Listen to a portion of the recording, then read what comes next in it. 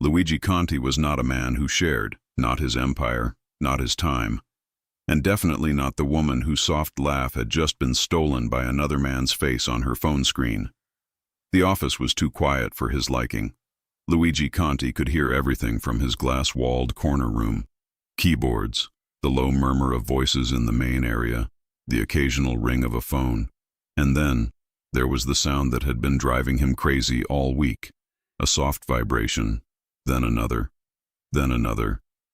He didn't even need to look up to know where it came from. Melissa Davis's desk. She sat right outside his office, the first line of defense between him and the rest of the world. Every visitor passed through her, every phone call, every document, every calendar change. He relied on her more than he admitted, even to himself. But lately, Melissa was also the source of something he was not used to handling, a constant pull. Again, he muttered, glancing at the frosted glass where her silhouette moved. She was on her phone. He could see her head tilt down, fingers moving fast, shoulders bouncing once in a silent laugh. He hated how his chest tightened at that. It was none of his business. She could talk to whoever she wanted. She could text whoever she wanted. She was his employee. He was her boss, that was all. Another soft laugh reached him through the half-open door. His jaw flexed. He pressed the intercom button on his desk. "Melissa," he said. Her chair squeaked as she straightened. "Yes, Mr. Conti?" "Step in," he replied. She walked in with her tablet against her chest and a pen behind her ear. Her phone stayed on her desk, screen down, like she was trying to pretend it didn't exist. Melissa wore a simple white blouse tucked into a black pencil skirt. Nothing was flashy, but nothing about her ever felt simple to him. The blouse hugged her in a way that made it hard for him to look away. Her dark hair was up in a loose bun, a few strands escaping around her face. Her eyes, that soft, warm brown, always seemed a little too honest for his world. "Yes?" she asked, closing the door behind her. Luigi leaned back in his chair. "You rescheduled the meeting with Mason for tomorrow?" "Yes, 11 a.m., she answered right away. "You have 30 minutes free now, and then a conference call with Chicago at 3. "And the contracts from Lawson & Price?" "On your desk." She nodded toward the neat stack he hadn't touched yet. "Red tabs are signatures, blue tabs are notes." Of course they were. She was efficient, organized, and always 10 steps ahead of everyone else. So why did it bother him so much that, in between all of that, someone out there still had enough of her attention to make her smile like that? He watched her for a second longer than needed. Melissa shifted, tightening her grip on the tablet. "Is there anything else you need, sir?" The "sir" dug into him. He was used to it from everyone. From her, it felt like a wall. He almost said no. Almost let her walk out and go back to whatever conversation had lit her face up like that. Instead, he heard himself say, "You've been on your phone a lot this week." Her eyebrows lifted. "Excuse me?" He folded his hands over his chest. "I notice everything in this office. You know that." Color rose in her cheeks. "I've done all my work." "I didn't say you haven't." "Then what's the problem?" she asked, a little defensive now. There it was again. That spark. He felt it every time she pushed back, even when she tried to hide it. Most people never looked him in the eye. Melissa did. Every day. He should not like that as much as he did. "This is a business," he said evenly. "Not a social club." Her jaw clenched for a moment. He saw the way she swallowed whatever she wanted to say and switched to something more polite. "Understood," she replied. "I'll be more careful." She turned to leave. "Melissa." She paused with her hand on the doorknob. "If there's something urgent," he said, the words coming out slower, heavier. "You can let me know." She inhaled, kept her back to him for a second, then turned halfway, enough that he could see her profile. "It's personal," she said softly, "but it's handled. It won't interfere with work." "Personal." That one word slid under his skin like a knife. He nodded once. "Good." She left the office, closing the door behind her. He stared at the glass again. Her silhouette sat, the shape of her head tilted down. Another soft vibration. He pressed his lips together. He tried to focus on the contracts, on numbers, on names, on anything but the image in his head of Melissa smiling at someone else's words. It worked for about 7 minutes. Then fate gave him something he should have ignored. A coffee run. "I'm going down to the lobby to grab coffee," she said, poking her head into his office. "Do you want your usual?" He looked up. "Black, no sugar." She smiled. "I know." Of course she did. He watched her walk away, her heels clicking on the hardwood, the sway of her skirt distracting enough to make him forget what was in his hand, until he heard it. Buzz, buzz. His eyes shot to her desk. Her phone lay there, screen up this time, lighting up with each vibration. From his angle, he could only see a sliver of the screen through the open door. He didn't move. He should not move. He told himself that twice. Then the phone buzzed again, more insistent, and a small preview banner slid across the top. He stood.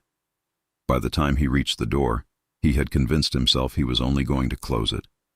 For privacy, for noise, for any excuse that sounded less insane than the truth. He stepped out. Her phone buzzed again. He stopped right beside her desk. A new message appeared. His eyes caught it before he could look away. "Andrew, you sure you're okay? Call me if you get a break." A profile photo sat above the name. A man, early 30s maybe, with a confident smile and light stubble. Blue eyes, great hair, perfect teeth. The kind of guy women on the street turned to look at. The kind of guy who didn't belong anywhere near Melissa's screen. Luigi's chest went hot. Andrew. A little stethoscope emoji next to his name. The kind of detail you didn't give to a random contact. Another message appeared. "Andrew, I can come by later if you want. You don't have to deal with this alone." His hand curled into a fist by his side. Deal with what? Why was this man offering to come by?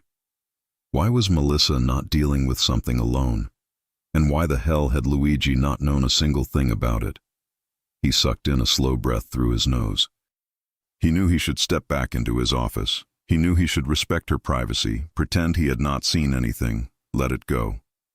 Instead, he leaned forward just enough to see the rest of the chat. Long rows of messages, check-ins, little jokes. A photo of a coffee cup she had apparently sent earlier with the words, "I'm running on caffeine and stress." A laugh emoji from him, a winking face from her. His jealousy shot through the roof. "Mr. Conti?" Her voice cut through the air like a spotlight. He straightened at once. Melissa stood by the elevator, holding a tray with 2 coffees and a small paper bag. She froze when she saw where he was standing. Her eyes dropped to her phone, still glowing on the desk between them. For a split second, fear flashed across her face. Then she masked it with something else. Calm, neutral, professional. But he had already seen the first reaction. He stepped back from her desk, his expression hard. "You left your phone out," he said. "I was just gone for a minute," she answered, walking over quickly and setting the tray down. Her fingers flew to lock the screen and flip the phone over. "The building is secure." "That's not the point." She met his eyes. "Then what is?" He didn't answer right away. He could tell her the truth, that he was jealous, that the thought of some other man coming by later made him angry in ways he did not recognize in himself, that he hated that she was sharing pieces of her day, her stress, her coffee photos with someone else instead of him. He didn't say any of that. Instead, he walked back into his office, leaving the door open halfway, and sat at his desk with more force than needed. "From now on," he said, loud enough for her to hear, "no personal phones on the main desk during office hours." There was a pause. "Including mine?" she asked carefully. He almost smiled at that. She always noticed the small double standards. "Yes, including yours," he replied. He heard her exhale. "Understood," she said. The rest of the afternoon dragged. He called her in for every small thing. A report, a correction, a schedule change. He watched the way she kept glancing at her bag where he knew her phone now was. Her fingers would hover near it, then pull back. Her lips pressed together like she wanted to check but refused to break the new rule he had just invented. At one point he caught himself staring at the door, hoping she would walk in on her own. Just to talk. About what? He had no idea. He was losing his mind. Around 6, most of the staff started leaving. Elevators chimed. Chairs rolled back. The office lights dimmed row by row as people clocked out. Melissa was still at her desk. She always stayed until he left. He knew that. He also knew she looked tired. There were light shadows under her eyes he hadn't seen a few weeks ago. Her shoulders were a little more tense. Her smile, when someone joked with her, didn't reach her eyes the way it used to. It bothered him. He finished typing an email, hit send, and stood. "Melissa," he called. She popped up in her chair. "Yes?" "Come in." She grabbed her notebook and walked in, closing the door behind her. "You can go home," he said. "We're done for the day." She blinked, surprised. "Are you sure? You still have—" "I said we're done." She studied him for a moment. "Okay." He watched her, the way she clutched the notebook to her chest like a small shield, the way her eyes seemed to be searching his face for something. "Is everything okay?" she asked quietly. He frowned. Why wouldn't it be? "You've been—" She hesitated. "Different. Today. This week." He didn't answer. "Did I do something wrong?" she added, and there was something in her voice that punched straight through his chest. "No," he said, harsher than he meant to. "You haven't." She flinched a little at his tone. He exhaled, trying again. "You're good at what you do," he said. "The best assistant I've had." A small, shy smile touched her lips. "Thank you." He cleared his throat. "Just remember, this is a high-level office. People watch. They talk. I don't want anyone thinking you're distracted." "I'm not," she said, more firmly this time. "I promise you. Whatever is going on in my personal life, it stays outside those doors." Outside those doors. He hated that line. That border he hadn't crossed but was standing right next to. "Good," he replied. She nodded and turned to leave. "Melissa." She looked back. "If something serious is happening," he said, choosing each word slowly, "I need to know, not as your boss, as the person responsible for you while you're under this roof." Her eyes softened. "For me or for the company?" she asked. He held her gaze. "Both." There was a long pause. "I'm handling it," she said gently. "And I don't want to be a burden." "Not to you." He hated that word even more than personal. "You are not a burden," he snapped. Her lips parted in surprise. Silence stretched. He looked away first. "You can go." She left without another word, closing the door behind her. This time, he watched her all the way to the elevator. She grabbed her bag, her coat, and disappeared behind the metal doors with a soft chime. For a full minute, he just stood there in his office, the city lights flickering beyond the glass, his own reflection staring back at him. Hard jaw, tense shoulders, eyes darker than usual. He went back to his desk and sat down. He should go home. He had a penthouse waiting, a view of the city, a glass of expensive whiskey with his name on it. Instead, he pulled open the bottom drawer of his desk and took out a slim black device he rarely used himself but had ordered for his security team. A small phone, linked to the building's internal system. He scrolled through the logs from the front desk cameras, the hallway, the lobby, the elevator.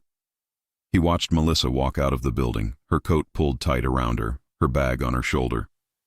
On the footage, he saw her step out onto the sidewalk, take a few steps away from the main doors, and then stop. She reached into her bag and pulled out her phone. The screen glowed against her face. She smiled. His stomach twisted.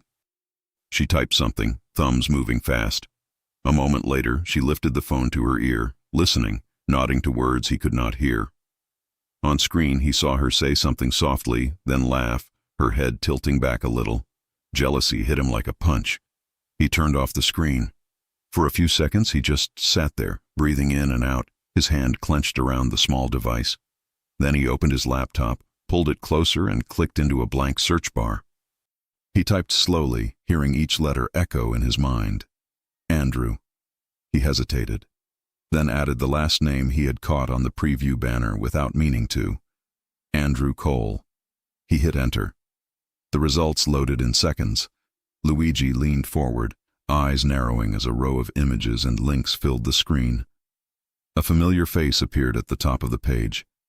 The same confident smile, the same blue eyes, a title under his name. His heart slammed once, hard. A doctor, a specialist. Connected to something Melissa had never told him about. He stared at the screen, feeling a strange mix of anger, worry, and something that felt a lot like fear. Who was this man to Melissa? What was she not dealing with alone?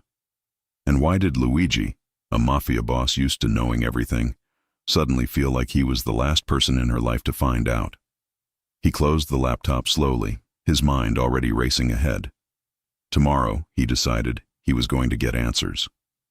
Whether Melissa liked it or not. Luigi Conti arrived earlier than usual the next morning. He didn't sleep much. Every time he closed his eyes, he saw that man's face again. Andrew Cole. Perfect smile. Doctor. Helpful. Present. Everything Luigi wasn't supposed to care about.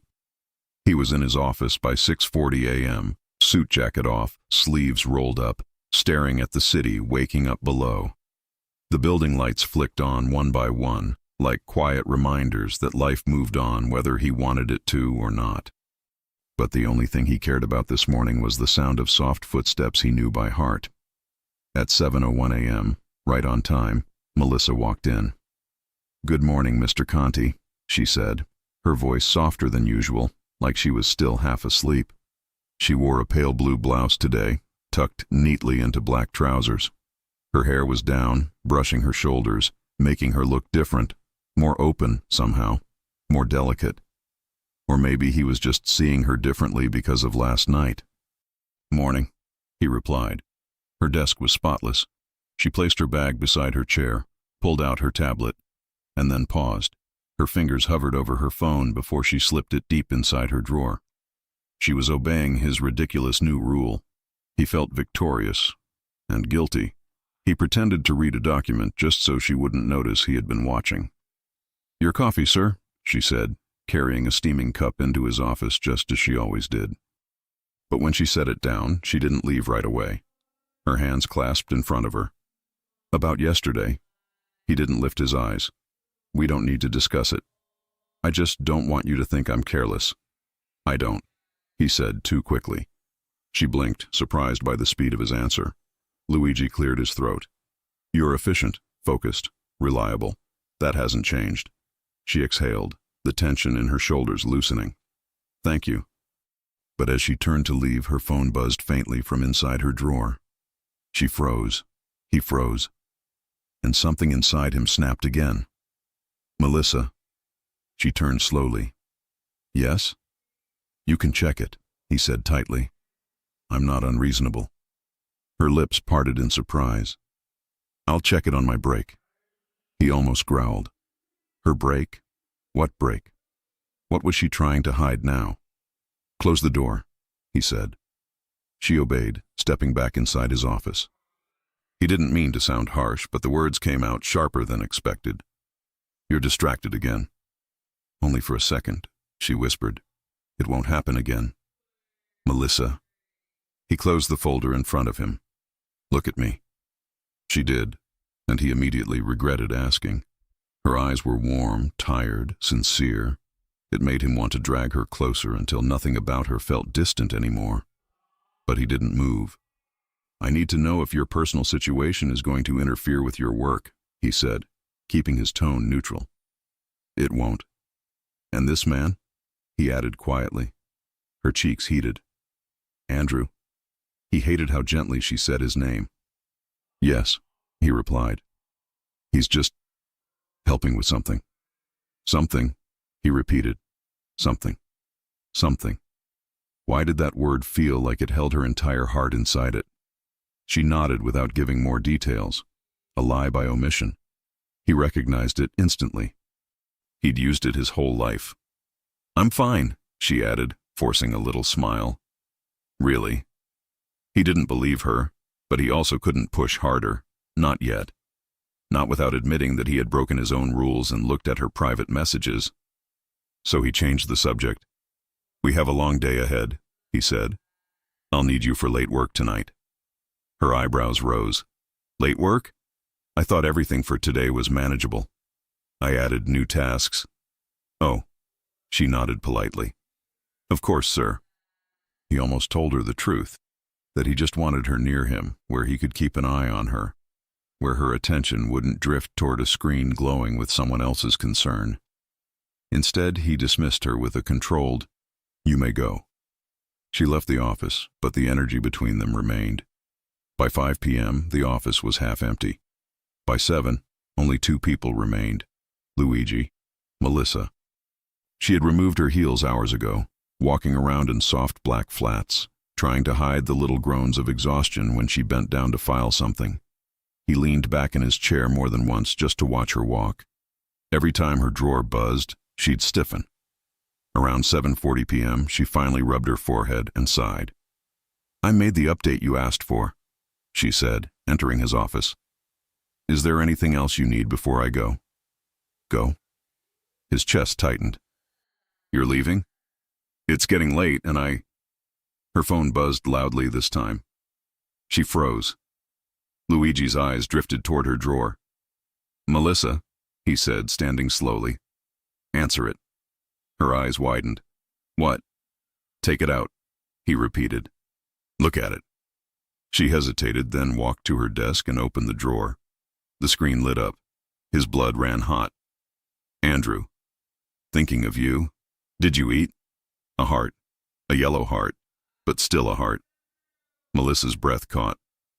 Her finger hovered over the screen like she didn't know what to do. "Melissa," Luigi said, stepping behind her before he could stop himself. "Is he your boyfriend?" She froze. Absolutely froze. "What? No." Her cheeks flamed red. "No, he's not. He's not my boyfriend." "Then what is he?" he asked, voice lower, rougher. "Because he's sending hearts and offering to come see you and checking on you every hour." She turned to face him, shocked by how close he stood. Her back was inches from her chair. His body blocked the light behind him. His presence was overwhelming, warm, tall, impossibly intense. "Why do you care?" she whispered. He didn't answer. Because he couldn't. Because every answer he had was too dangerous, too honest, too personal. Instead, he asked, "Is he the reason you look tired lately?" She blinked fast, the confidence shaking in her eyes. "It's complicated. Complicated." He hated that word, too. He stepped closer. Her breath hitched. "Melissa," he murmured, "you don't have to hide everything from me." "I'm not hiding," she whispered back, though her voice trembled. I don't want you to think less of me." His chest tightened painfully. "Impossible." Her lips parted. His gaze dropped to them for one forbidden second. Then, her phone buzzed again. They both looked down. "Andrew, I'm outside. Call me." "Outside? Outside the building?" Luigi's heart stopped. "Is he picking you up?" he asked, voice suddenly sharp. "No," she said quickly. "No, he wasn't supposed to. He just shows up sometimes when—" "When what?" he demanded. Her silence was answer enough. He grabbed his jacket off the back of his chair and walked toward the elevator. "Where are you going?" she asked, rushing after him. "To make sure the front of my building is safe." "For me," she whispered. He didn't deny it. The lobby was quiet except for the guard at the reception desk. A tall man stood by the glass doors, phone in hand, pacing slowly. Andrew Cole. Luigi knew immediately. The same face from the messages. The same annoyingly perfect posture. The type of man who fit clean white rooms and soft lighting. Not the world Luigi lived in. Melissa rushed up behind Luigi, breathless. "Andrew, what are you doing here?" she asked. The man turned. His face lit up with clear, relieved concern. "I was worried," Andrew said, stepping closer. "You weren't answering. I thought something happened." Luigi stepped slightly in front of Melissa without thinking. Andrew blinked. "And you are—" Luigi's voice was calm. Too calm. He wasn't calm at all. "I'm her employer." Andrew offered a polite smile. "Right. Of course, I didn't mean to interrupt her workday. I just came to check on her. She was working late, Luigi replied. At my request. Melissa touched Luigi's arm lightly, a small, instinctive gesture telling him to stop, calm down, breathe. It didn't calm him. It made everything worse. I'm fine, she told Andrew. Really, you didn't need to come.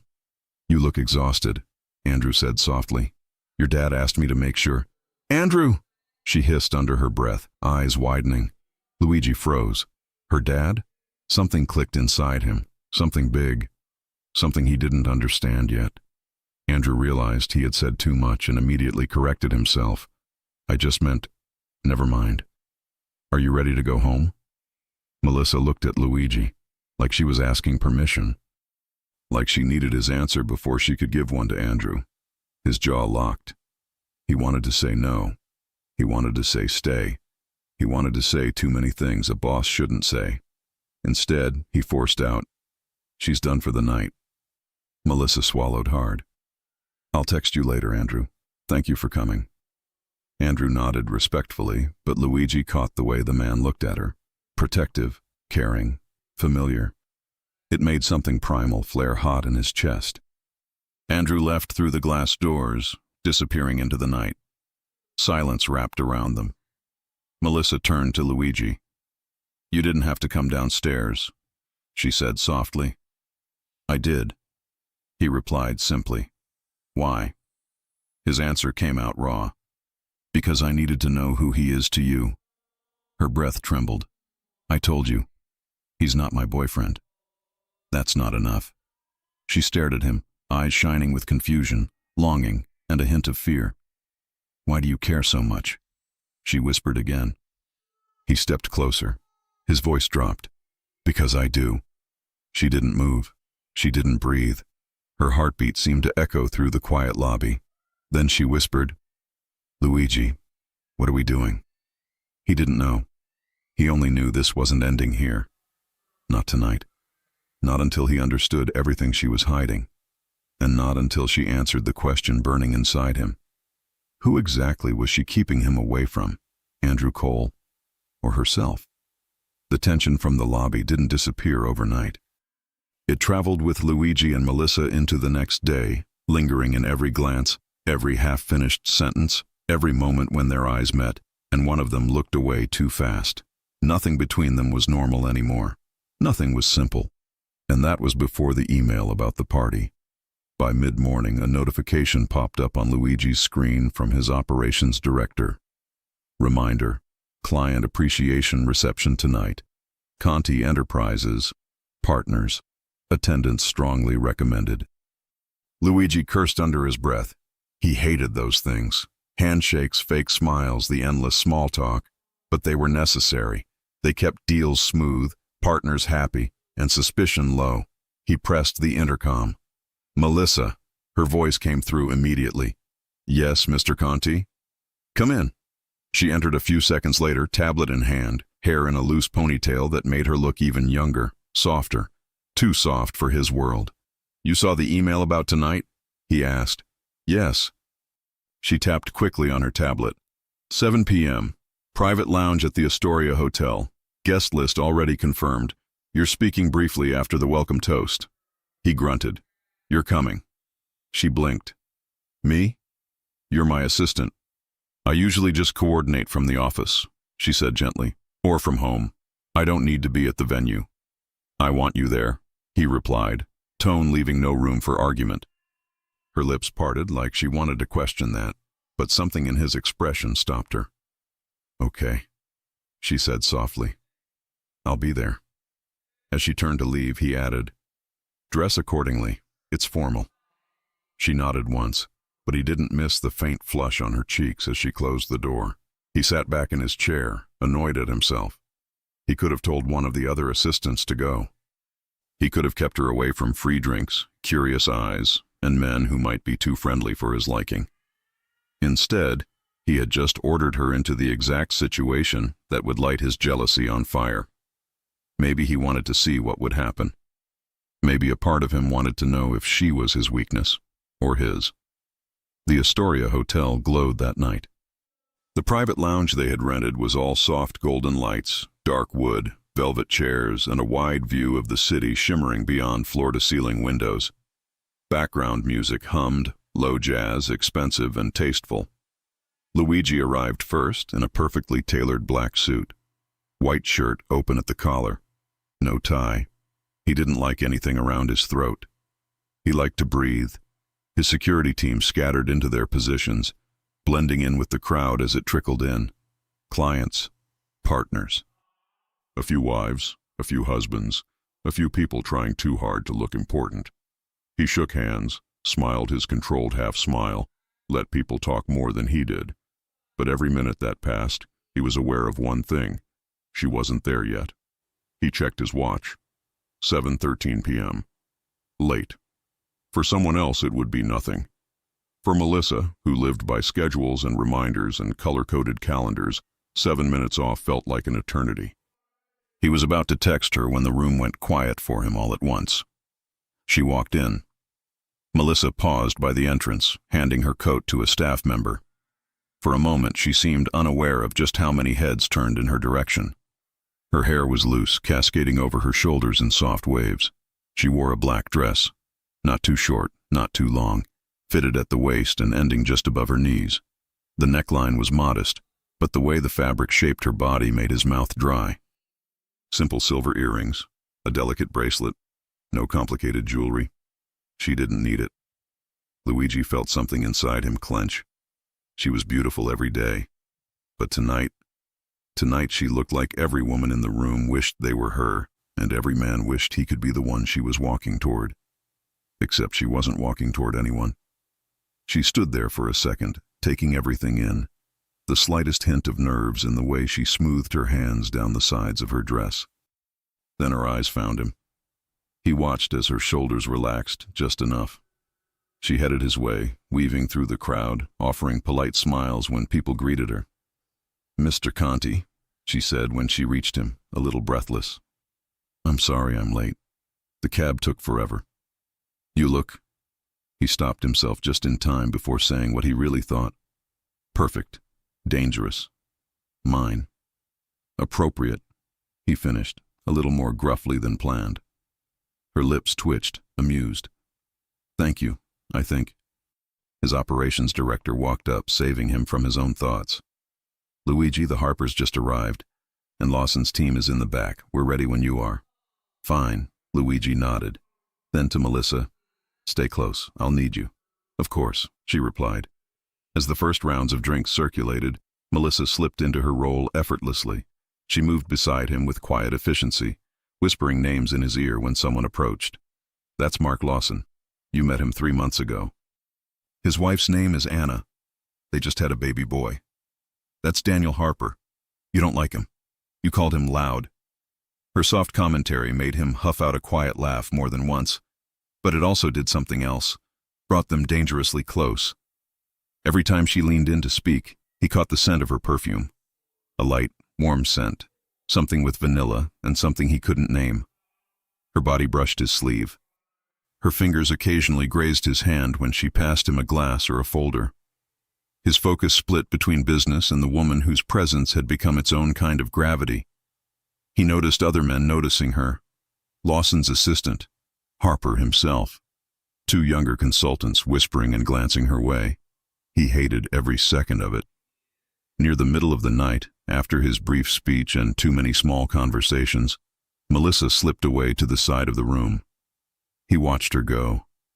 She stood near a tall plant by the windows, one hand on the cool glass as she looked out at the city, the other holding her clutch. The music was still low, but from where she stood, the voices blurred into a background hum. Luigi let another man finish telling a long story he barely heard, nodded at the right moments, then excused himself. He crossed the room slowly, like he wasn't in a hurry. Inside, he was. He reached her just as she took a small step to the side, as if making room for someone else. Someone who wasn't there.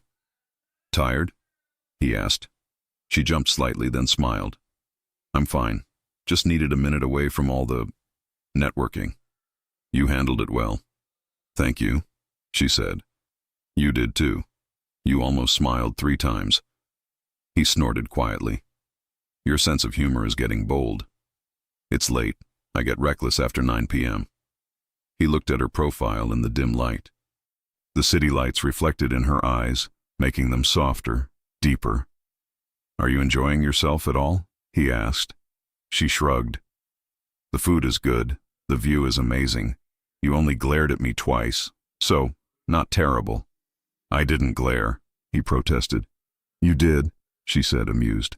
Every time someone stared at me for too long. He paused. They were staring. I'm in a dress and heels in a room full of suits, she said. People stare. They shouldn't. She turned to face him fully now. Are you jealous, Mr. Conti? He held her gaze. Maybe I am. The air between them thickened. Her joking expression faltered, replaced by something more fragile, more real. Luigi, she said softly. Her phone vibrated in her clutch. She tensed. He felt his mood shift from warm to cold in one heartbeat. Is that him? He asked. She looked away. This is not the time. It's him, he said, voice lower. Isn't it? She sighed, clearly torn. I just need to make sure everything's okay. She stepped away, moving toward a quieter hallway that led to a set of private restrooms and a smaller conference room. He followed. The hallway was dim, quieter, the music muffled behind them. Melissa stopped near a closed door, pulled out her phone, and checked the screen. Luigi saw the name from where he stood. Andrew. He clenched his jaw. She put the phone to her ear, turning slightly away from him as the call connected. Hey, she said softly. I can't talk for long. I'm at a work event. There was a pause as she listened. Luigi stepped closer, stopping just behind her. He didn't mean to eavesdrop. He told himself he just wanted to make sure nothing was wrong. But her next words cut like a blade anyway. I'm okay, I promise, she murmured. Don't worry so much. You're going to give yourself a heart attack before any of us. He heard a faint male voice on the other end.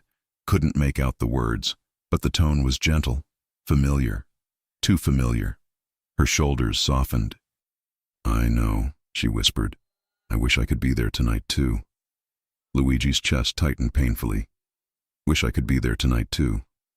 It's just complicated, she went on. But I'm handling it, okay? You've already done so much for us. For him. I can't keep leaning on you every time I get scared. His mind snagged on one word. Us. For him. Who was him? Her father? Someone else? He stepped even closer without realizing, his presence wrapping around her. She stiffened when she felt him behind her, then quickly finished the call. I have to go, she said into the phone. Text me if anything changes. Please. Another pause. I know, she whispered. I love you too. Luigi froze. She ended the call. For a second, neither of them moved. Then she turned slowly, expecting space and finding the solid warmth of him instead. They were too close. Her back almost brushed the wall. His suit jacket nearly touched her dress. The hallway felt narrow, the air stolen from her lungs. Melissa, he said, voice quiet but intense. Who is he? She swallowed. You heard that? You said us. His eyes searched hers. You said forum, and you said... She closed her eyes briefly. Luigi, please. You said you love him. Her eyes snapped open. It's not what you think. Then tell me what it is, he said, stepping even closer. Because right now all I see is a man who calls you every hour, checks on you constantly, shows up at my building, and gets to hear words from you I have never heard. Her cheeks flushed. You're my boss. You're not supposed to hear that from me. Maybe I want to, he shot back. Silence dropped between them like a weight. She stared at him, chest rising and falling. He stared back, the control he lived by slipping inch by inch. Luigi, she whispered, you have no right to be jealous. I know, he replied. But you are, she said. I am, he admitted. The honesty hung there, raw and dangerous. Her hand tightened around her phone. You're crossing lines. You cross them first, he said, his voice low. The moment you walked into my life and made it impossible to see this office as just a place of work. Her eyes shone. That wasn't my intention. I know, he said. You didn't plan it. I didn't plan it. Yet here we are. She tried to step sideways to create space, but he raised a hand, bracing it on the wall beside her instead, not trapping her, but not letting her run away either. Tell me who he is to you, he said, softer now, and I'll decide what to do with the jealousy afterward. She laughed once, but it was humorless. That's not how emotions work. For me it is, he said. I need facts. I need clarity. That's how I keep control. And if the facts hurt, she asked quietly, then they hurt. Her eyes searched his. You won't like it, she whispered. Try me. Her lips trembled. Andrew is important. The word burned. He's been there for me through the worst of it, she continued. He's helped my family more than I can explain. He calls because he worries. I say I love him because I do. His hand on the wall curled into a fist. He felt something in him break apart. Is he in love with you? Luigi asked. She hesitated. Yes, she said finally. At least I think he is. His chest went cold. And you? He forced out. Are you in love with him? Her eyes filled with tears. She blinked away before they could fall. It's not that simple, she said, voice shaking. My heart is a mess right now. Everything is a mess. My dad is sick. My brother is struggling. I'm working long hours. I'm trying not to fall apart. Your dad is sick? He cut in, the puzzle pieces suddenly shifting. She went still. He saw it in her eyes. The thing she had been trying to keep outside those office doors had just stepped right in. It doesn't matter, she said quickly. You don't need to worry about it. You already have enough on your plate. You decide what I need now? He replied, anger and concern mixing. You've been going through all of this and you didn't say a word. It's not your job to take care of my life, she said. You're my boss. I'm also a man who... He stopped himself just in time. Who what? Who thinks about you at 3 a.m? Who hates that someone else has seen you break when I haven't? Who feels like he's losing a fight he didn't know he was in? She stepped aside, trying to move past him. He shifted, blocking her. Let me go back inside, she whispered. Please. No, he said. She bristled. You're not my keeper. He leaned closer, and his voice dropped to a low, rough murmur. Then stop acting like I don't care. Her breath hitched. For a moment, nothing else existed. No music, no clients, no hotel, no doctor watching his phone waiting for her message. Just them. Her back brushed the wall, her body heat mixing with his. She looked up at him, eyes wide, lips parted. Luigi, she murmured. What are you doing? The truth slipped out before he could stop it. Losing control around you, he said. His hand lifted, almost of its own will, fingers brushing a strand of hair from her face. He let his knuckles graze her cheek, slow, reverent, like he had been waiting months for that one small touch. She closed her eyes for a second, leaning into it. Tell me to stop, he whispered. She didn't. Instead, when she opened her eyes, she looked straight into his and whispered, If I tell you to stop, will you listen? He exhaled, his forehead resting lightly against hers. Yes, he said honestly, but I'll hate it. Her lips curled in the tiniest, heartbreaking smile. I don't want to be a problem in your life, she said. You have enough enemies. You are not a problem, he replied. You're the only thing lately that feels like... He caught himself again, biting back the word right. His gaze fell to her mouth. Her gaze dropped to his. Slowly, so slowly, he tilted his head. The distance between them shrank to nothing. Her fingers, still clutching her phone, brushed his chest like she needed something solid to hold on to as the world shifted beneath her feet. He could feel her breath against his lips.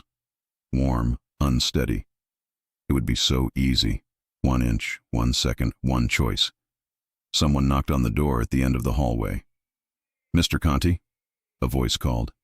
They're asking for you for the group photo." The moment shattered. Melissa pulled back fast, eyes wide, cheeks burning. She stepped sideways out of the cage of his arm like she had just escaped a storm she wasn't sure she wanted to leave. He straightened, jaw tight, eyes suddenly dark and guarded again. "I'm coming," he called out, his voice controlled as if nothing had happened. The staff member disappeared around the corner. Luigi turned back to Melissa. "We're not done," he said quietly. Her hand shook slightly around her phone. "I don't know how to handle any of this." "You won't have to," he replied. "I'll handle it." "That's not fair," she whispered. "This isn't just business, Luigi. It's my heart, my family, my life." "I know," he said, "which is exactly why I'm not leaving it in the hands of a man I know nothing about." He stepped back, putting a small, necessary distance between them. "Go back in," he told her. "Smile. Do your job. Pretend everything is normal." "And you?" she asked. He adjusted his cuffs, his expression smoothing into the cool mask the world knew. "I'm going to find out exactly who Andrew Cole is," he said, "and what he really wants from you." Her eyes widened. "Luigi." He turned toward the main room, his voice low but firm. "If I'm going to lose control," he said, more to himself than to her, "I'm not doing it blind." He walked away before she could stop him, each step a promise he wasn't sure how to keep. Behind him, in the quiet hallway with the city lights pouring in, Melissa leaned back against the wall, pressing a hand over her racing heart. She had no idea which terrified her more, the man who loved her voice on the phone, or the Mafia boss who almost kissed her in the dark and was now determined to dig up every secret she had left. And somewhere between those two men, she knew one truth was becoming impossible to ignore. Sooner or later, she would have to choose. Luigi didn't sleep, not a minute. Not after the almost kiss in the hotel hallway. Not after watching Melissa force a smile during the group photo. Not after noticing the way she kept rubbing her wrist like her nerves were fraying from the inside out. He replayed every detail as he paced through his penthouse, the city lights flickering behind him. Her whisper, her trembling breath, her saying, "I love you," to another man. And then, "Andrew is important. He's helped my family. My dad is sick," pieces he should never have learned in a corridor outside a bathroom door.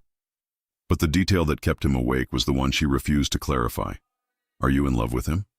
Her silence had been louder than any answer, so when dawn broke over Manhattan, Luigi was not calm, not composed, not the unshakable Mafia boss people feared. He was a man who felt like he stood too close to losing something he had never properly held. By 7 a.m., he had made a decision. If Melissa wouldn't tell him the truth, he would find it himself. Melissa arrived at 8:59 a.m., 1 minute before time. She was never late. She walked into the office with a strained smile, her hair pinned up, her dress modest, professional, almost like she was trying to rebuild a wall between them. "Good morning," she said softly. "Morning," he replied, his voice cooler than he intended. They worked in silence for the first part of the day. She kept her phone buried in her bag, refusing to check it. He pretended not to watch her every time she shifted in her seat. The tension was thick enough to cut. At 11:15 a.m., he stood abruptly. "Melissa, my office." She followed, notebook in hand. He closed the door behind her. "Sit." She did, crossing her legs, folding her hands together tightly. She knew something heavy was coming. Luigi remained standing, arms crossed, eyes locked on her. "Last night," he began, "you told me pieces of the truth, but not all of it." She stiffened. "Your father," he continued, "he's sick." Her eyes flickered downward. "Yes." "And this man, Andrew, he's involved." She looked away. "Involved how?" "That's what I'm asking you." She inhaled slowly. "He's my father's doctor." The words landed like a punch. Doctor. That explained the stethoscope emoji. That explained his worry, his constant messages, his presence. But not everything. Luigi took a step closer. "Why didn't you tell me any of this sooner?" "Because it's my family," she said, voice trembling. My responsibility. And I didn't want you to think I couldn't handle my job. You think so little of me? He asked. No, she breathed. I think too much of you. That sentence nearly broke him. She continued. You run an empire. You make decisions that affect hundreds of people. You don't need my personal problems on top of that. Melissa, he said, sitting slowly on the edge of his desk, leaning forward. I take care of my people. Her eyes lifted, soft and wounded. I'm not sure I'm allowed to be one of your people. You already are. Her breath caught. The truth hung between them again, heavy and impossible.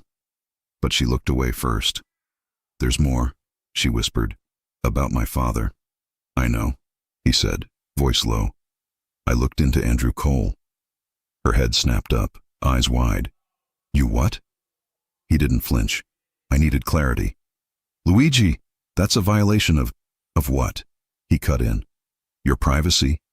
Yes. He stood again, hands clasped behind his back. You are hiding something that affects you, affects your life, affects your heart, and you expect me to sit quietly while you break down in silence. I'm not breaking down. You are, he said calmly. You're just pretending you're not. She stood too now, chest rising and falling. Her voice dropped low. You had no right, and you gave me no choice. They stared at each other, both stubborn, both hurting. Finally, she whispered, What did you find? His expression softened, not with pity, but with something deeper. Your father's medical records, he said. Appointment logs, treatment schedules, billing issues. She blinked fast, tears gathering. You saw all that? Yes, he admitted.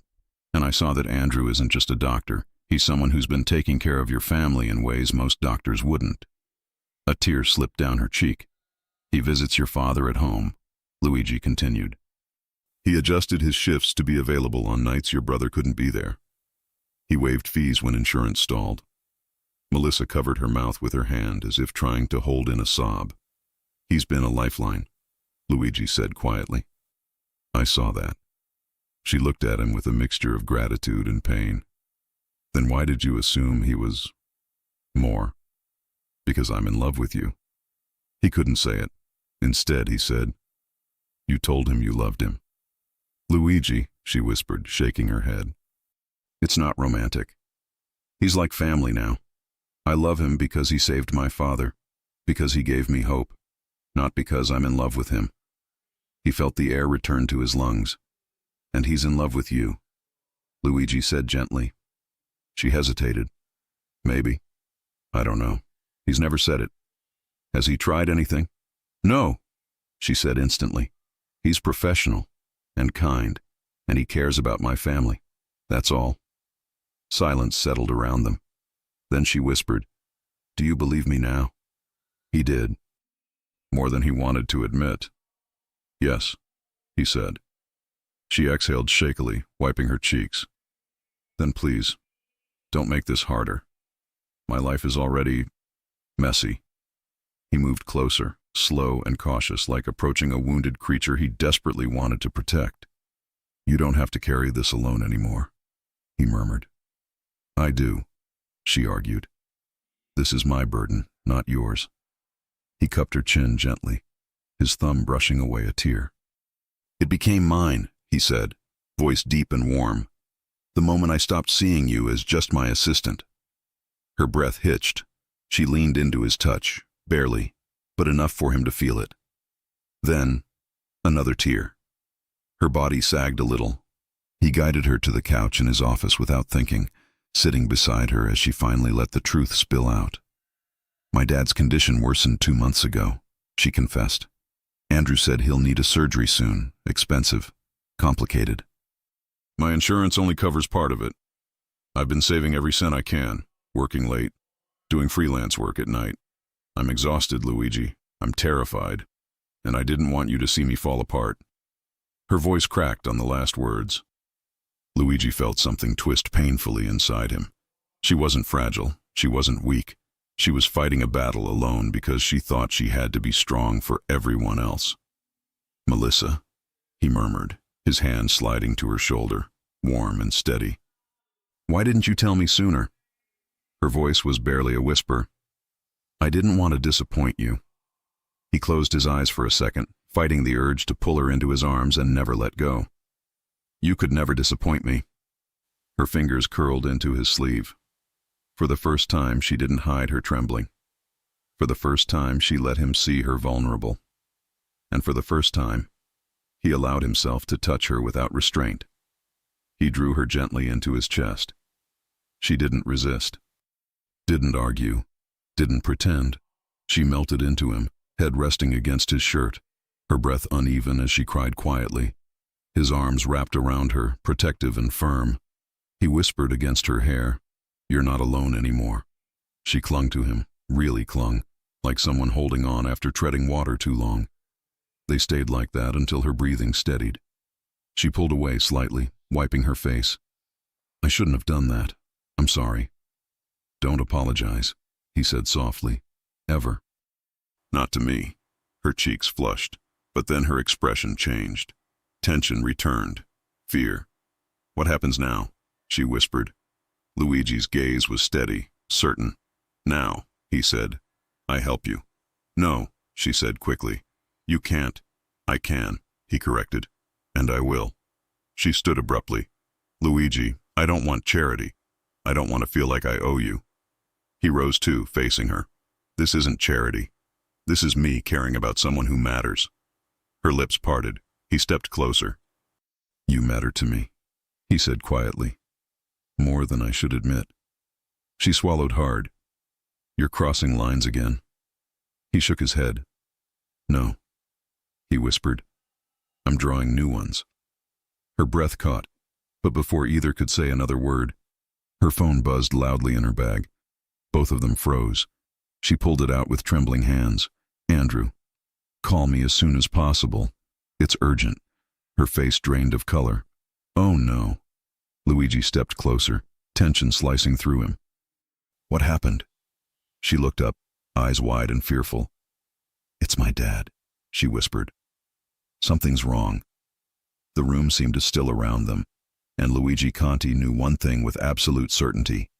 He wasn't letting her face this alone. The room froze around them. Melissa stood in the center of Luigi's office, fingers trembling around her phone, eyes wide and glossy with panic. Luigi had seen men break, he had seen people lie, he had seen fear in 1,000 forms. But nothing tore at him like this fear on her face. "What happened?" he asked, already grabbing his jacket. I don't know," she whispered, voice cracking. "Andrew says it's urgent. My dad, something's not right. I need to go." "Then we go," Luigi said immediately. "We?" she echoed. "Yes," he replied, tone flat, final, unshakable. "You shouldn't face this alone." "But your meetings, your schedule?" "Cancel everything," he said over his shoulder to no one, because right now the only thing that mattered was getting her to her father. "But Luigi, you're my boss. You don't have to—" "I'm not leaving you to handle this alone," he repeated, slower this time, deeper. "Not tonight, not ever again." Her lower lip trembled. Something in her expression, the exhaustion, the fear, the gratitude, hit him harder than any confession ever could. Within minutes they were inside his black SUV, the city lights blurring past as his driver cut through traffic with surgical precision. Melissa sat beside him in the back seat, clutching her phone between both hands. She kept checking the screen even though no new message had appeared. Her breathing was uneven. Too fast. Luigi noticed. He shifted closer, not touching, but close enough that she could feel the warmth of him. "You're safe," he murmured. "Whatever happens, I'm here." She didn't look at him. If she did, she might completely collapse, but her voice was a whisper. "Thank you." 2 small words, but they hit him like a vow. When they arrived at the modest apartment building 10 minutes later, Melissa bolted out of the SUV. Luigi followed immediately, staying close but letting her move ahead. Inside the small second-floor apartment, Andrew Cole was waiting. He stood up from the couch as soon as Melissa walked in. "Melissa," he said gently, "I'm glad you're here." She rushed past him toward the bedroom door. "Is he okay? What happened?" "He was fine last night. He joked with me on the phone." "Melissa, breathe," Andrew said softly. "Your dad's stable. His blood pressure spiked. He's resting now." She sagged against the door frame, a quiet sob escaping. Andrew put a hand on her shoulder. Luigi's jaw flexed. Andrew noticed it, because a doctor noticed everything, and dropped his hand respectfully. "Mr. Conti," he said politely. "I assume you came with her." Luigi simply nodded. "I don't want to intrude on your work," Andrew added.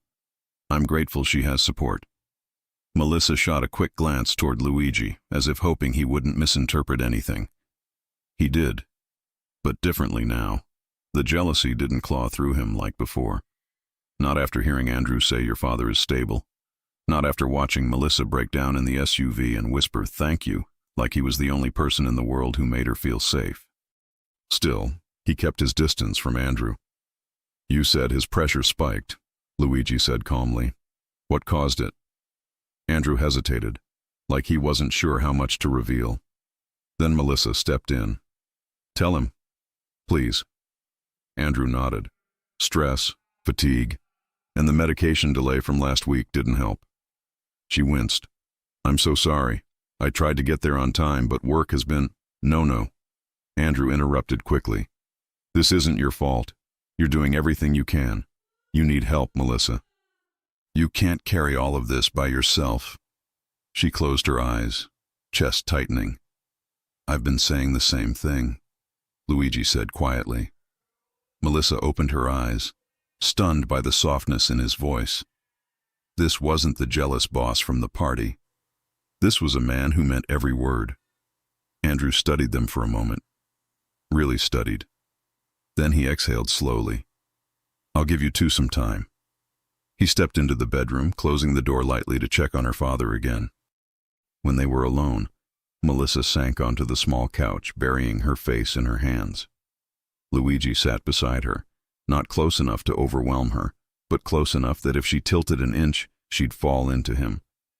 "I feel like I'm failing him," she whispered. "I'm trying so hard, Luigi. I can't lose him."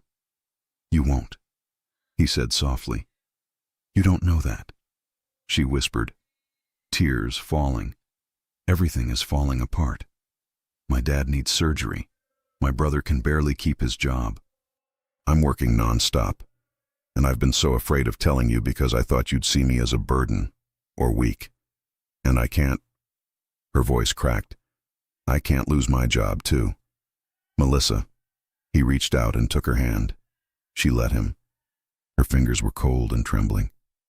"You're not losing anything," he said. "Not your job, not my respect, and not me." Her breath caught. "I shouldn't depend on you," she whispered. "But you do," he said softly. "And I'm glad you finally let yourself." She closed her eyes, letting his words sink into the places she'd kept locked for too long. Andrew returned a few minutes later. "He's asleep," he said. "He'll be okay overnight. But Melissa, tomorrow, we need to finalize the plan for the surgery. Time is running out." She nodded weakly. "I understand." Andrew hesitated, then glanced between them. "You're not alone," he said to her gently. "Not anymore." Her eyes flickered to Luigi. And for the first time since they'd arrived, something unspoken passed between the three of them. Andrew saw it.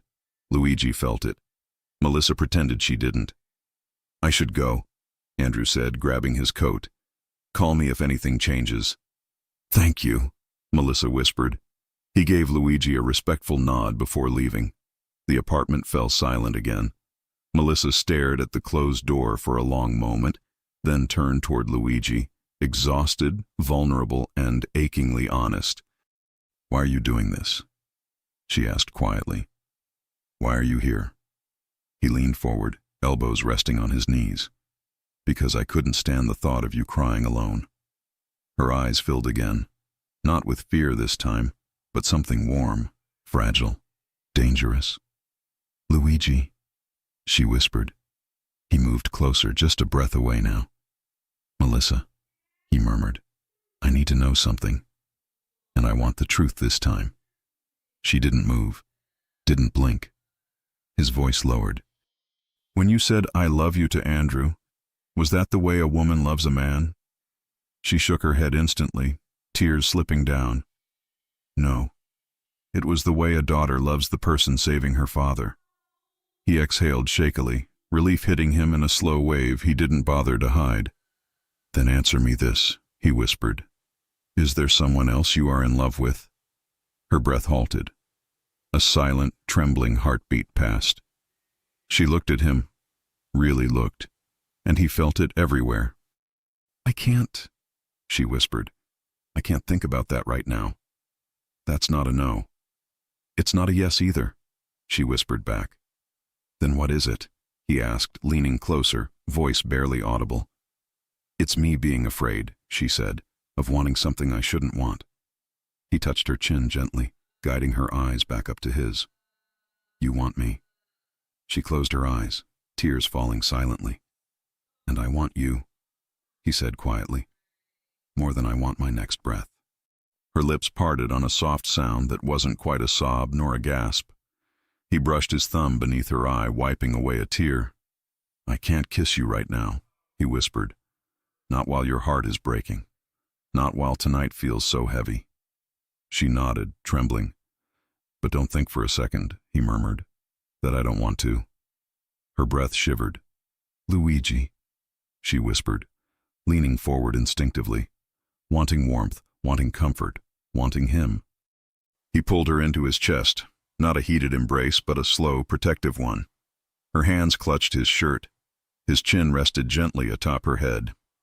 "You're not alone anymore," he whispered again. And this time she didn't argue. She melted into him completely. They stayed like that while the clock ticked quietly, until her tears dried, until her breathing steadied, until he felt her relax for the first time in weeks. Then, finally, she pulled back. "I should check on him," she whispered. "I'll go with you." "No," she said softly. "Stay here, just for a minute. I need to think." He nodded once, letting her go. She slipped into the bedroom. Luigi exhaled. His hands still smelled faintly of her perfume. His shirt held the shape of her cheek. His pulse still throbbed with the echo of almost confessions. He had crossed a line tonight. She had crossed it too, and tomorrow would change everything.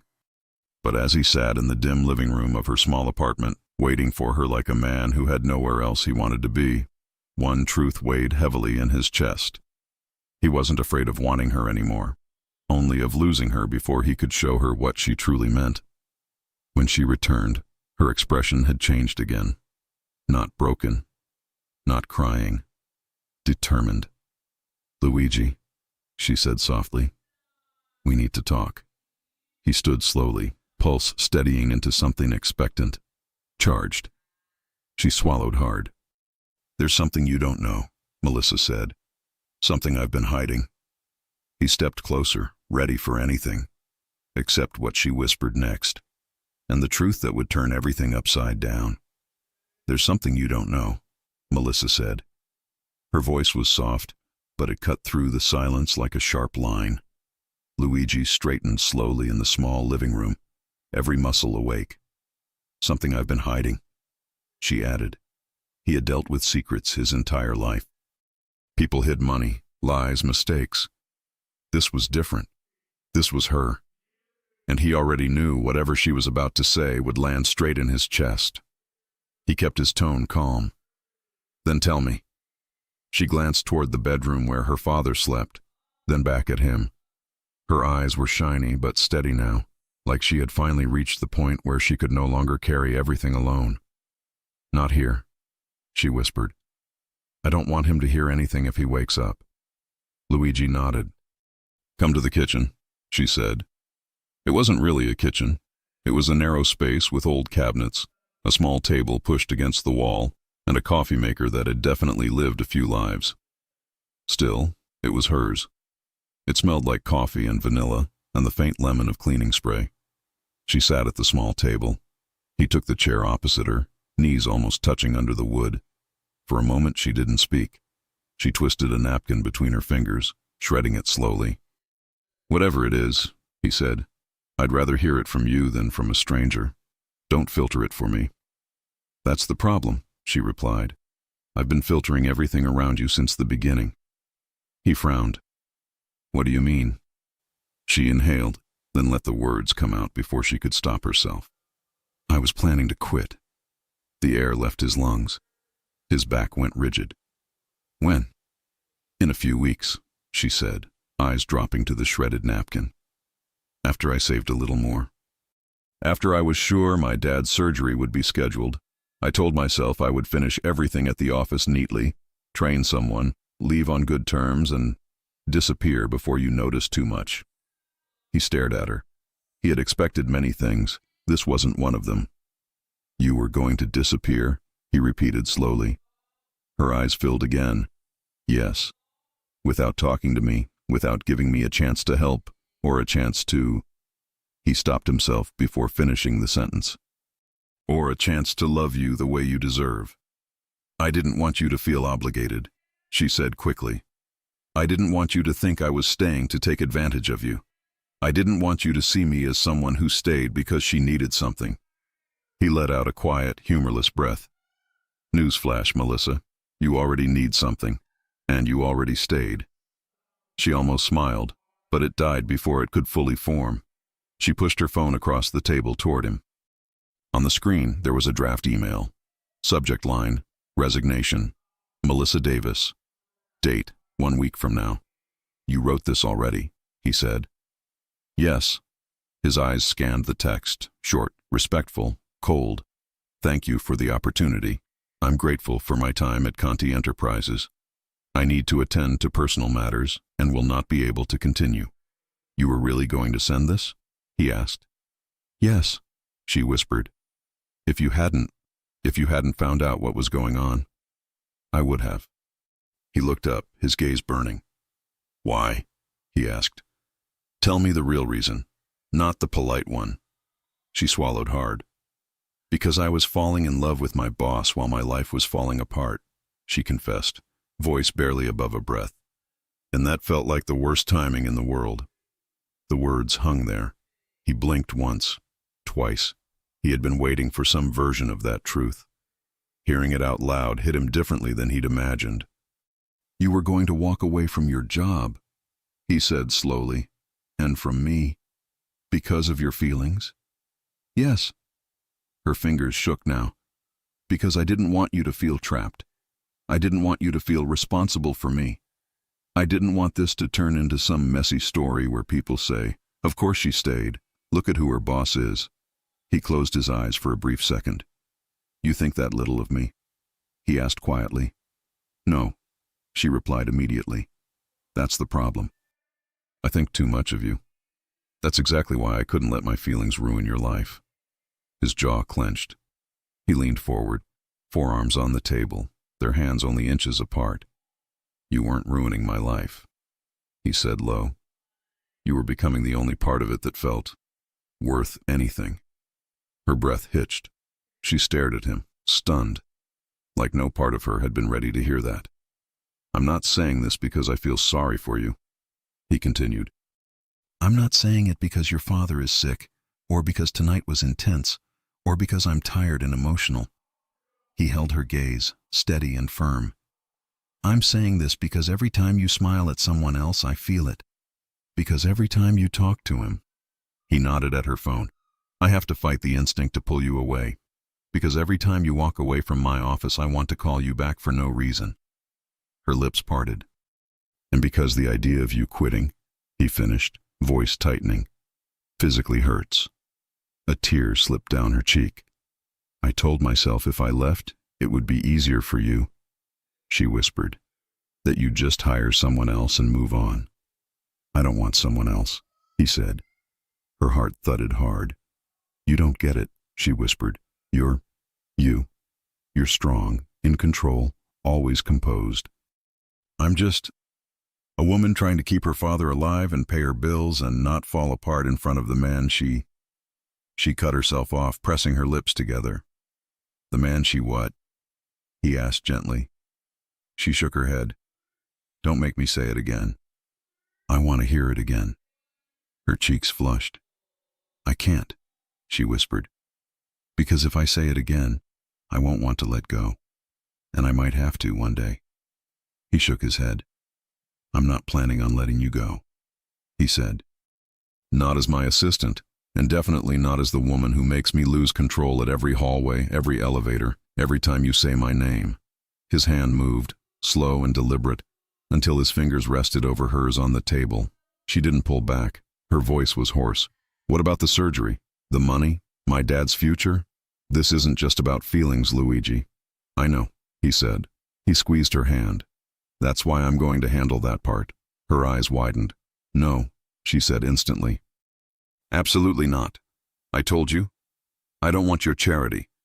I don't want to be another person on your list of people you have to fix. This isn't charity, he said. Then what is it? She demanded, voice rising. Tell me exactly what you think this is. His answer came fast. It's love. Silence. Real silence now.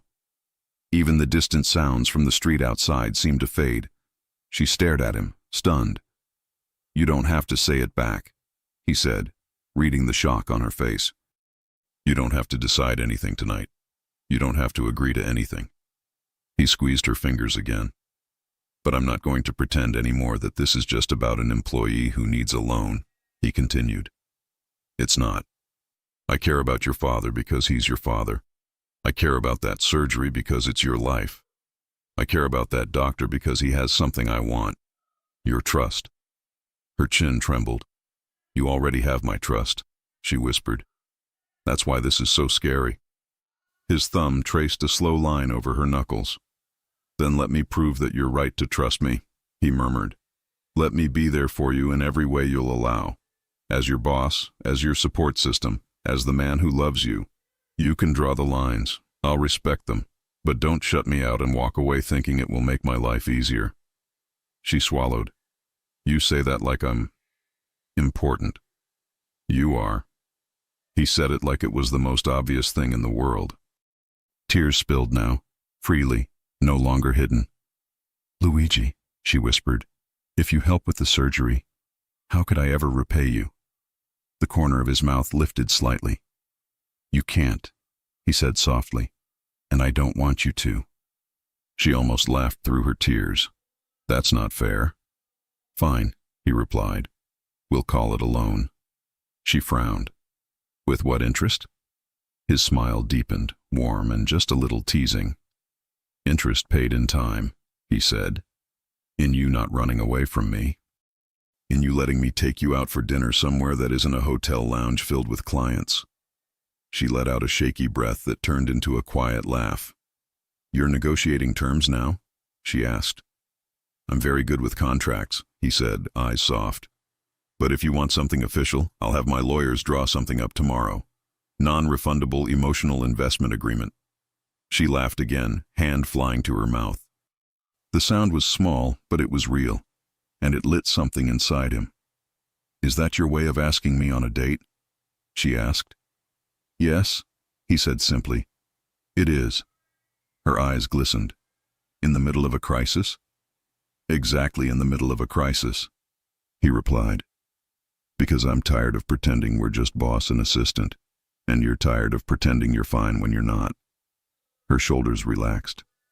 She stared at their joined hands on the table. You can't fix everything, she whispered.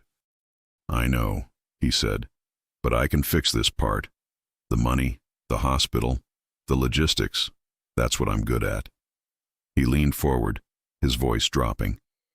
And the part I'm learning to be good at is being the man you can lean on without feeling like you owe him anything. She was quiet for a long time. Then finally, she nodded. Talk to Andrew, she said. Ask him what we need for the surgery, the real numbers, the real deadlines. No sugarcoating. I will, Luigi replied. And you'll let me pay back whatever you put in? She added quickly. He pressed his lips together. We'll negotiate later. Luigi, she insisted. He sighed. Fine, you can pay me back by not sending that resignation email. She stared at him. That's really what you want? She asked. Yes, he said. And whatever else you decide to give me after that, I'll consider a bonus. Her cheeks reddened. He didn't look away. Her heart felt like it was beating in every part of her body at once. Okay, she whispered. I won't quit. Relief washed through him so strongly he almost had to loosen his tie, even though he wasn't wearing one. Good, he murmured. That's a start. They stayed like that, just breathing, letting the weight of what had just been said settle around them. Then a quiet sound came from the bedroom. A soft groan, a cough. Melissa shot up. My dad. She rushed toward the door. Luigi followed more slowly, stopping at the threshold. Her father shifted on the bed, eyes fluttering open. Hey, Melissa said gently, sitting on the edge of the bed. You scared me. Her father blinked, taking a few seconds to focus. I'm fine, he rasped. You worry too much. That's my job, she said, trying to keep her voice light. He glanced past her, noticing Luigi in the doorway. And who's this? He asked, voice tired but curious. You finally brought home that important boss you always talk about? Melissa froze.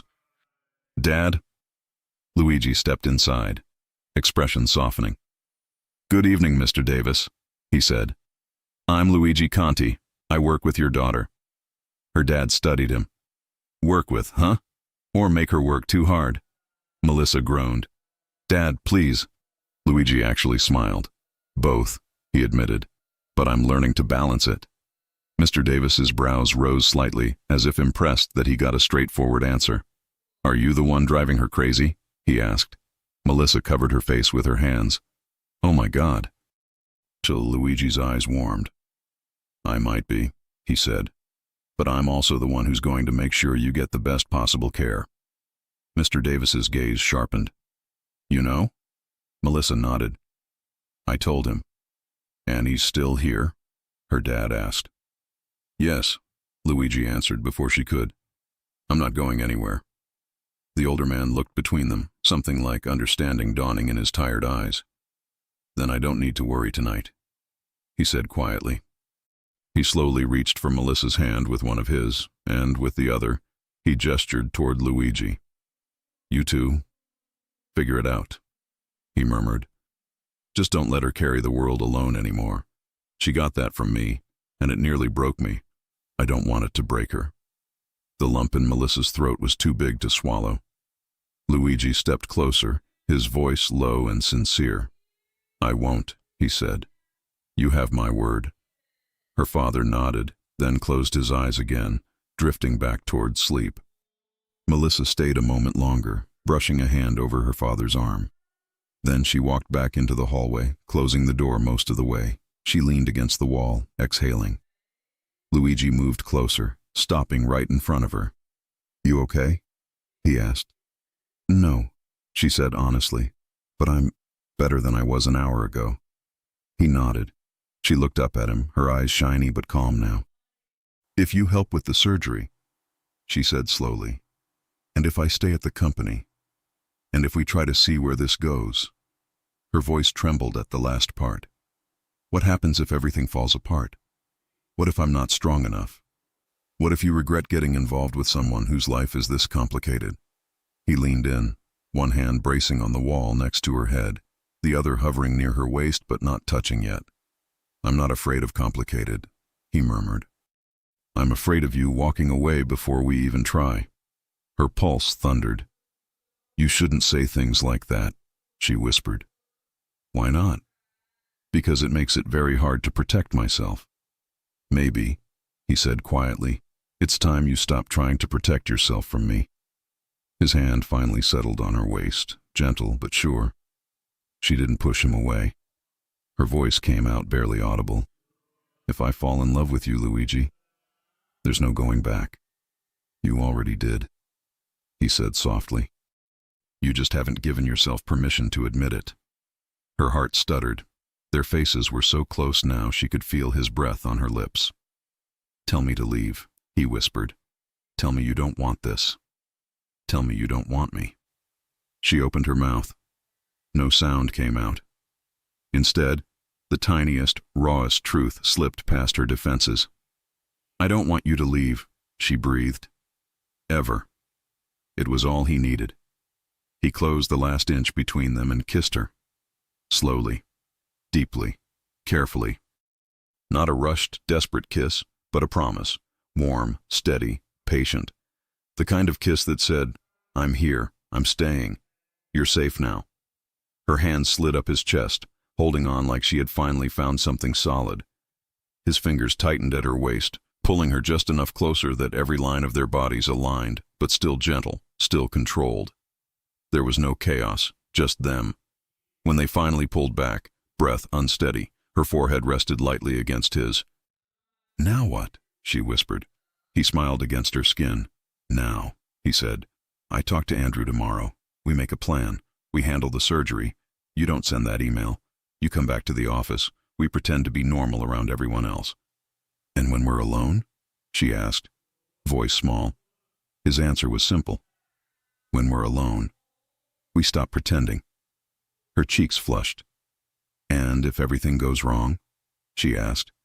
He brushed a kiss against her forehead. Then we face it together, he said. No more secrets, no more running. She let out a slow breath, letting his words sink all the way in. For the first time in a long time, the fear in her chest was joined by something else. Hope. She nodded once. Okay, she whispered. We do it your way. He smiled. Our way, he corrected. She smiled back.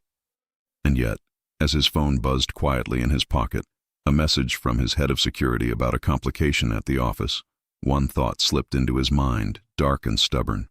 Could he really keep his dangerous world from touching hers? Or no matter how careful he was, would loving her pull her into a life she never asked for? He didn't have the answer yet. But tomorrow, he was going to find out. When Luigi's phone buzzed in his pocket, he didn't look at it right away. Melissa was still leaning against him, her breath warm against his collarbone, her fingers resting lightly on his shirt as though she'd only now realized she was allowed to touch him. She whispered, I don't want this moment to end. Then it won't, he murmured, brushing a hand along her jaw.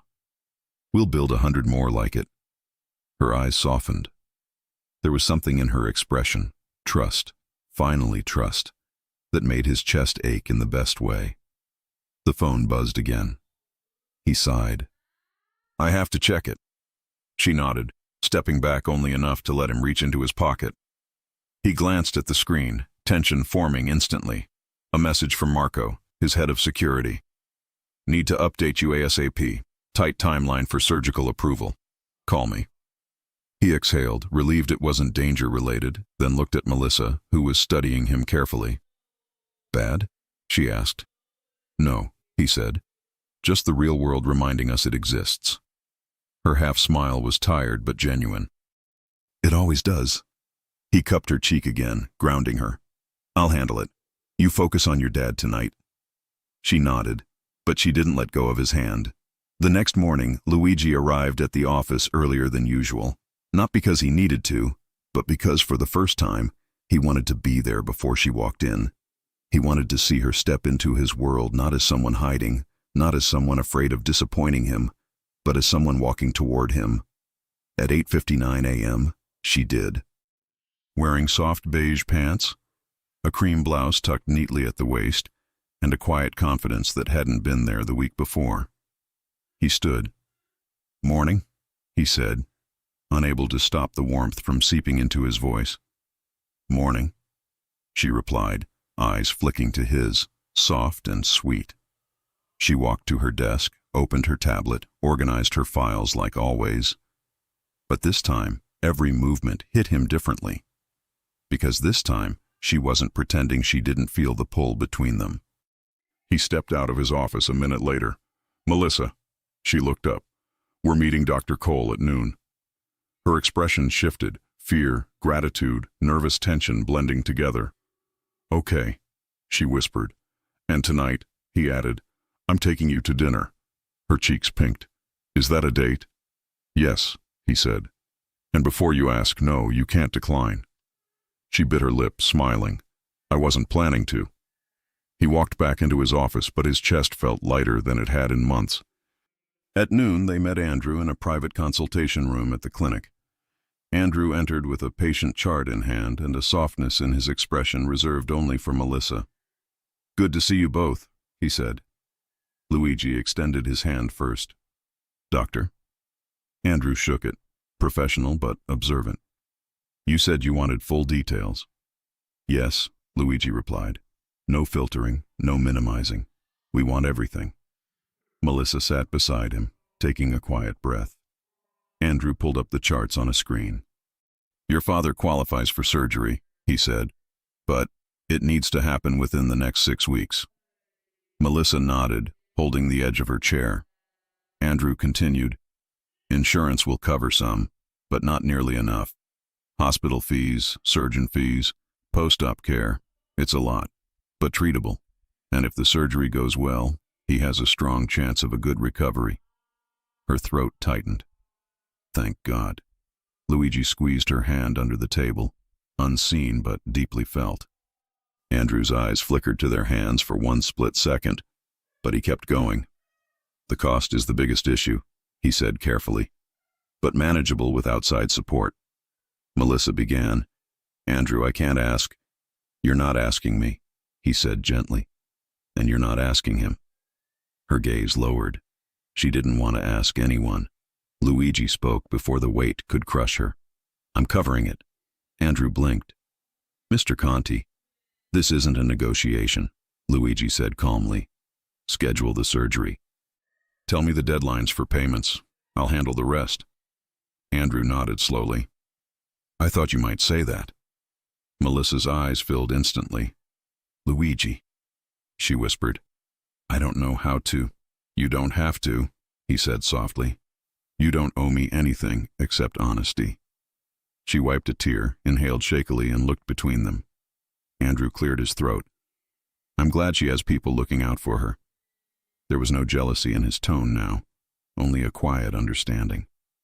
Maybe he realized he had been holding on to a version of Melissa that wasn't his to hold anymore. After discussing logistics, medication, and next steps, they stood to leave.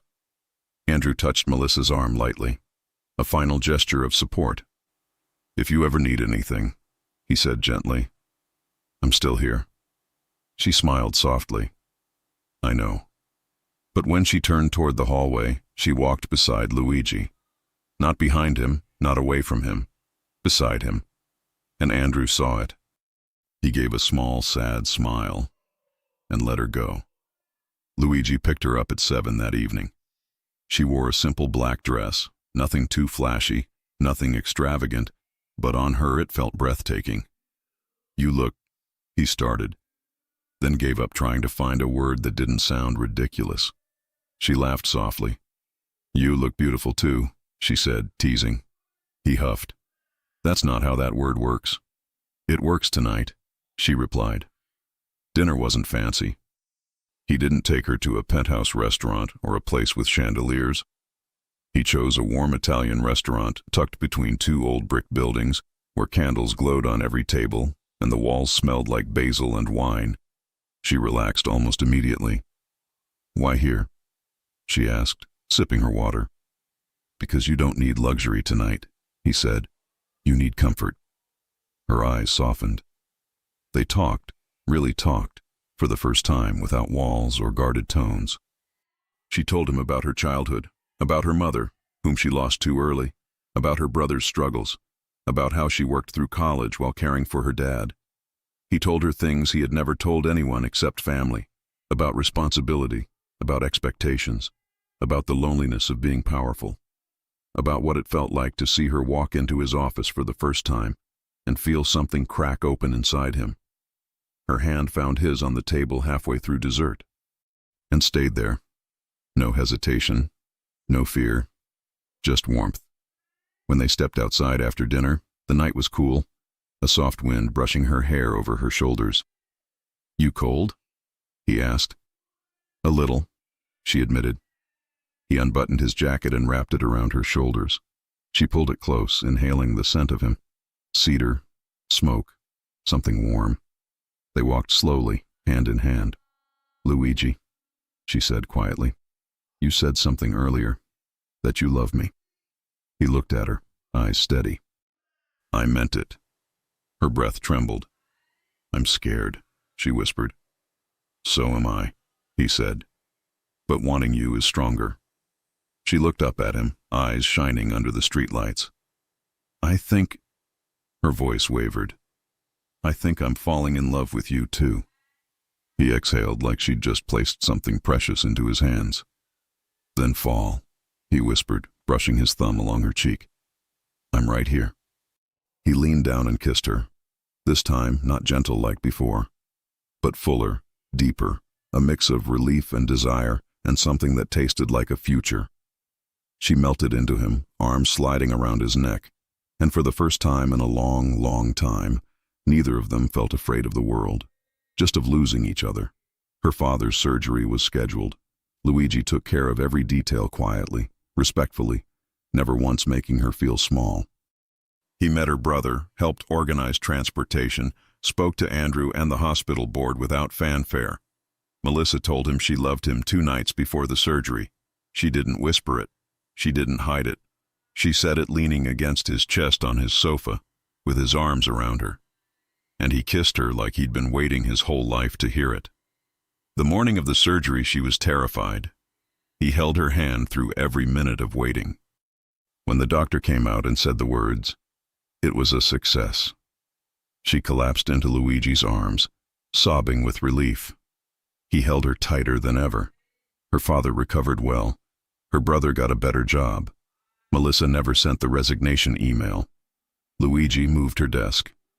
Not out of favoritismo, but because he wanted her closer. She teased him about needing her in eyesight. He didn't deny it. They fell into a rhythm, romantic, steady, passionate, supportive. She kept working as his assistant, but with clear boundaries. Work was work, and love was love. He respected it, adored her.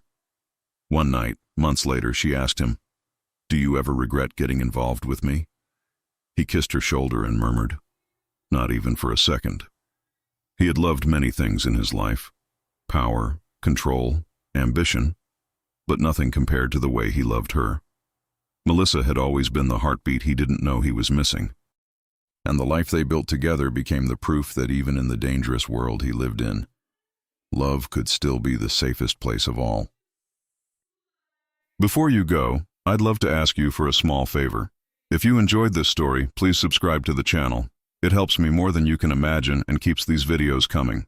The link is right below the video, and if you're watching on TV, just point your phone's camera at the QR code on your screen. With this simple gesture, you support a creator like me in the most powerful way. Thank you so much, and may God bless you.